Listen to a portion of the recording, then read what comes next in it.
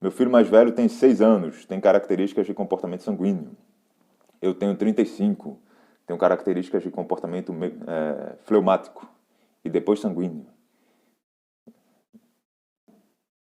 E aí você vai ensinar o seu filho a buscar o equilíbrio, seja ele melancólico, seja ele fleumático, seja ele sanguíneo, seja ele colérico. Ajuda o seu filho a chegar no equilíbrio, tá? Então é importante você ter essa visão no seu filho, é importante, é legal. E aí você educa o seu filho para o que ele precisa. Um sanguíneo vai precisar de um input diferente de um melancólico. E aí os pais que têm esse olhar, legal que você tenha esse olhar para o seu filho. Poxa, meu filho tem características de comportamento de sanguíneo. Então o que é que o meu filho sanguíneo precisa? O que é que eu preciso me desenvolver? O que é que eu preciso crescer? O que é que eu preciso aprender para ajudar o meu filho sanguíneo? Tá? Por conta da nossa cultura, a gente tende a achar mais difícil educar os filhos coléricos e sanguíneos, os coléricos principalmente. E porque a gente tem a cultura do bonzinho, né? Tem a cultura de que quer as crianças quadradinhas, obedientes e blá blá blá, aquela coisa toda. Mas se você parar para pensar. E aí acha que os fleumáticos e melancólicos são os filhos bonzinhos, são os filhos que não dão trabalho, são os filhos super educados. E aí o perigo é que os pais que têm os filhos que tendem mais à tristeza, os fleumáticos e melancólicos, acabam por não serem desafiados no processo de educação, não precisando se desenvolver, e a criança vai guardando um monte de coisa ali que os pais nem sabem, que acabam estourando lá na frente. E se você olhar com a visão profissional, uma visão de mercado, de crescimento profissional, falando de construção de riqueza, construção de dinheiro, é muito mais fácil uma pessoa sanguínea ou colérica se dar bem no mercado de trabalho do que uma pessoa melancólica ou fleumática, por conta do perfil do trabalho, certo? Porque são pessoas que têm mais iniciativa, são pessoas que agem mais, são pessoas que têm um perfil de liderança mais forte, são pessoas que são mais resilientes naturalmente falando, são pessoas que persistem mais.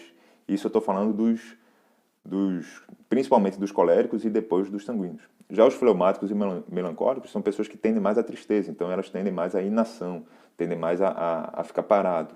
É mais fácil delas desistirem, é mais fácil delas guardarem as coisas, tá?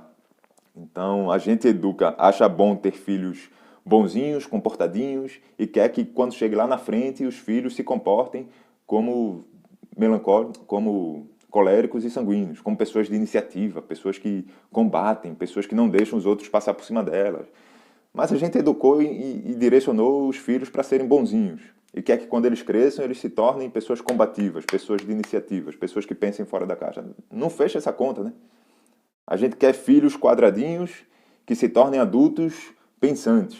A gente quer filhos submissozinhos que se tornem adultos questionadores. A gente quer filhos de comportamentozinho manso e que se submetam a tudo e que não questionem e que façam somente o que a gente fala, mas quer que se tornem adultos que inovem, quer que se tornem adultos que questionem, quer que se tornem adultos que não aceitem não como resposta. A gente fala não para os nossos filhos e fica com raiva quando os nossos filhos não aceitam, mas quer que se tornem adultos resilientes, persistentes, que diante de um não da vida, eles não aceitem e não fecha essa conta. Você percebe que não fecha? Então, quando você começa a educar pensando lá na frente, lá no futuro, cara, eu não estou falando que você vai aceitar as birras e vai viver um mundo que tudo está desabando e você está sorrindo. Claro que não, gente. Ninguém, eu não tenho sangue de barata, você não. Mas quando você tem um olhar de que você está preparando seu filho para a vida, é o que eu falei na live 2, quando você começa a ter uma visão de longo prazo das coisas, cara, você começa a pensar diferente. Você começa a pensar diferente.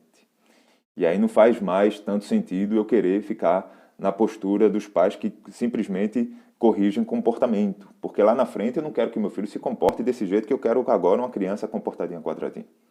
Você percebe como existe uma distância enorme, abismal de um para o outro?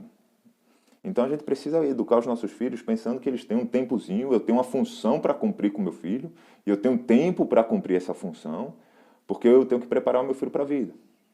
E eu quero que o meu filho seja bem-sucedido, eu quero que o meu filho vá bem, eu quero que ele seja resiliente, persistente, questionador, crítico, tudo mais. Então eu preciso incentivar e desenvolver a minha habilidade de educar agora, para que ele seja uma criança assim, tá? Só que os pais não querem fazer isso, né?